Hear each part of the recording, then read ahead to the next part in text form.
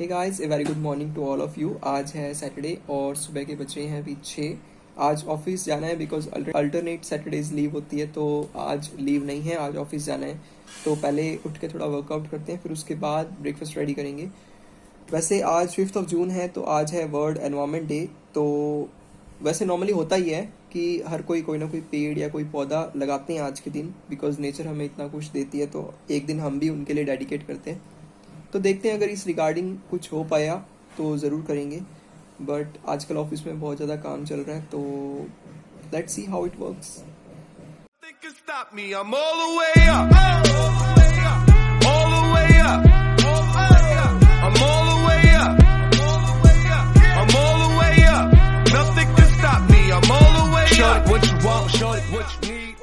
I have to skip my workout because I had an important call from nature. आप दो लोगों की call कभी इग्नोर नहीं कर सकते, पहला आपकी वाइफ और दूसरा नेचर्स कॉल। वाइफ अपनी भी है नहीं, तो नेचर्स कॉल अगर आपने इग्नोर करी तो that would turn into natural disaster and you know the circumstances, so I had to run. Now देखते हैं, कुछ ब्रेकफास्ट बनाते हैं। आज मैं सैपियंस पढ़ रहा था अभी तो एक चीज़ उसमें आई बड़ी फनी सी, तो मेरे को लगा कि हाँ भाई बतानी चाहिए मुझे। तो ऑथर से एक बार किसी ने इंटरव्यू में पूछ लिया कि जब लैंग्वेजेस नहीं होती थी उस टाइम पे, तो फिर वो लोग मतलब उनका एंटरटेनमेंट का सोर्स क्या होता था, क्योंकि सारा दिन सीरियस रहना इज़ नॉट पॉसिबल। वो भी हंसते होंगे, तो वो कैसे हंसते होंगे। तो ऑथर ने बड़ा अच्छा एक्सप्लेन किया। ऑथर कहता कि ने कुछ साउंड्स डेवलप कर ली थी कि अगर कोई लॉयन है आसपास तो अलार्म करने के लिए अलग साउंड निकालेंगे, अगर कोई बियर है तो अलग साउंड, और अगर कोई एनवायरमेंटल कंडीशन खराब हो रही है तो अलग साउंड, अगर कोई और खतरा है आसपास तो कोई अलग साउंड। तो इस तरीके से हमने कुछ साइन डेवलप कर लिए थे लोगों को अलार्म करने के। तो ऑथर ने बोला कि ऐसा भी होता होगा कि हो सकता है कोई लॉयन हो ही ना, और किसी ने एकदम से आवाज निकाल दी तो वो सारे अलर्ट हो गए कि हाँ भाई लॉयन लॉयन, तो बाद में कुछ था ही नहीं।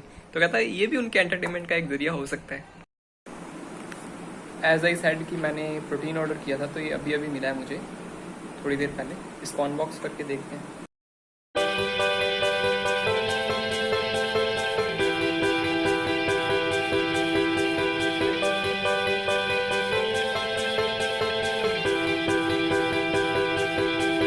ये बिल और क्या शानदार पैकिंग है। पैकिंग तो बहुत अच्छी है ये।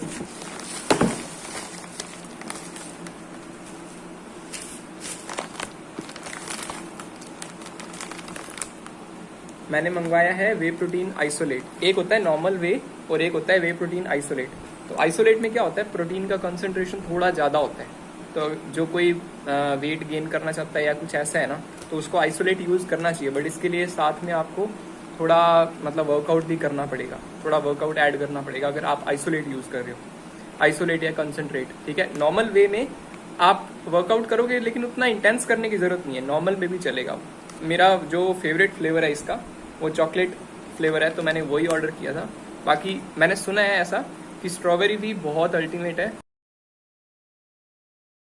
एक चीज तो क्या हुआ, मैं ना, आपने पता नहीं एक चीज शायद की हो, तो मैं क्या करता था कि जैसे स्कूल में काम मिलता था ना लिखने का, हैंड रिटन वर्क, तो मेरी हमेशा उससे कभी नहीं बनी। तो मैं क्या करता था, 8, 9, 10 की बात है स्पेशली, बीच में से चैप्टर के क्वेश्चन खाता था। जैसे एक पहला लिखा, दूसरा छोड़ा, तीसरा लिखा, चौथा छोड़ा। ठीक। एक दिन सर को पता लग गया, कहते बाकी सारों का चैप्टर 5 पेज में खत्म हो रहा है, तेरा 3.5 में कैसे खत्म हो गया। मेरी इमेज ऐसी थी कि मैं सबसे सीधा लड़का हूँ। उसके बाद उस दिन मेरी परेड हुई क्लास में, पहली बार, मतलब पूरे सीजन में पहली बार मेरी परेड हुई, इस वजह से कि हैंड रिटन वर्क में कितना सीधा यार जितनी मैंने कभी ऐसी चालाकी नहीं करी किसी के साथ, लेकिन चालाकी आपने करी नहीं। जो चालाकी करता है वो सामने गलत करता है, आप तो क्या करते हैं। वही तो बात है। गुजरात में आए हो, स्वागत नहीं करोगे? स्वागत हो गया है। नहीं, स्वागत तो हो ही रहा है, स्वागत तो यहाँ आते ही हो गया था। आते ही स्वागत हो गया, बारिश तो हो गई, आते ही हो गया था। मैंने कहा यार यहाँ से ज्यादा कहाँ भेजोगे अब।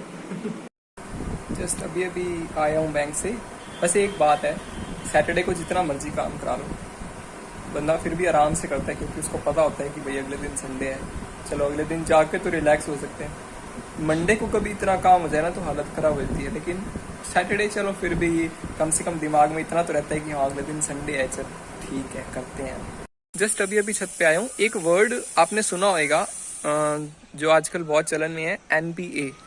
बोल रहे हैं कि बैंक्स में NPA बहुत बढ़ रहा है एंड ऑल। तो मैं बता देता हूँ NPA का मतलब क्या होता है। एक्चुअली जो लोन्स होते हैं, जो बैंक लोन देते हैं किसी को, वो उस बैंक का असेट्स होता है। असेट का मतलब उससे उसको इंटरेस्ट मिलेगा, उससे उसको इनकम होगी, ठीक है। लेकिन अगर वही लोन ऐसा हो जाए कि कोई उसको पे नहीं कर रहा, तो फर्स्ट वो होता है ओवरड्यू, और ओवरड्यू के बाद भी अगर कोई उसको पे नहीं कर रहा है एक सर्टेन टाइम तक, तो वो फिर चला जाता है नॉन परफॉर्मिंग असेट्स यानी कि NPA के अंदर, ठीक है। तो बैंकों का NPA हाई है तो इसका मतलब बैंक लॉस में है, ठीक है। एंड अब इसी के लिए बैंक वालों को आजकल रिकवरी पे जाना पड़ता है, रिकवर करने के लिए एंड ऑल, ठीक है। तो ये मेरे दिमाग में कुदरती आ गया, तो मैंने कहा चलो आपके साथ शेयर करते हैं, मे बी आपको शायद ना पता हो। ओके गाइस, देन आज के व्लॉग को यहीं एंड करते हैं। एक्चुअली आई एम सॉरी कि आज का व्लॉग बहुत छोटा है और थोड़ा हल्का भी है, मे बी बिकॉज आज ऑफिस में बहुत सारा काम था, तो इसलिए व्लॉग थोड़ा छोटा है, उतना टाइम नहीं मिल पाया। और अभी अभी मुझे कॉल आया है रुद्रा का, तो फुटबॉल खेलने के लिए बुला रहे हैं, तो I don't want to miss the chance, so I have to go now. Thanks for watching the video. If you really enjoyed